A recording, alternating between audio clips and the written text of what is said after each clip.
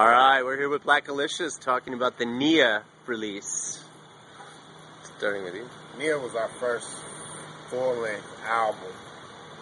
It was about 3 years in the making. We started recording in like '96, right around the time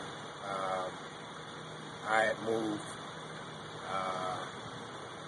to Oakland from Sacramento, and Gab had moved down to Oakland from Davis. That record took on a lot of different incarnations. It was one where we just kept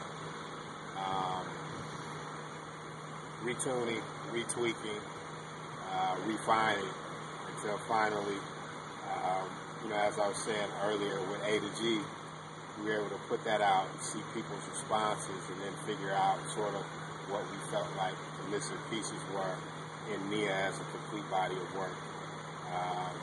So again, it was another record to where it came out overseas first, but this time with a much smaller gap in between domestic and international releases. Around that same time, we had dismantled Soul Sides and reformed as Quantum Projects. So that was actually the second release on Quantum Projects, and that came out in 2000. Awesome. What was your experience with Nia, Gab? Our experience with Nia was our first album. I think, didn't we do A to G? Didn't Nia turn into A to G, like pieces of Nia? We were working on an album, then we decided to put out an EP instead of an album. Mm-hmm. And that's when we put out A to G.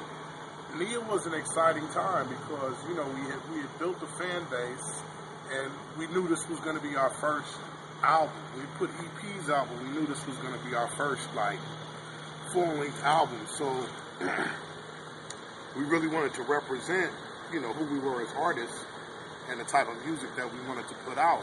And I remember it was that mindset of, this is, we put out these EPs, but this is really the first big impression. So we got to make something that, in our heart, is a classic, or as close to a classic as we can get.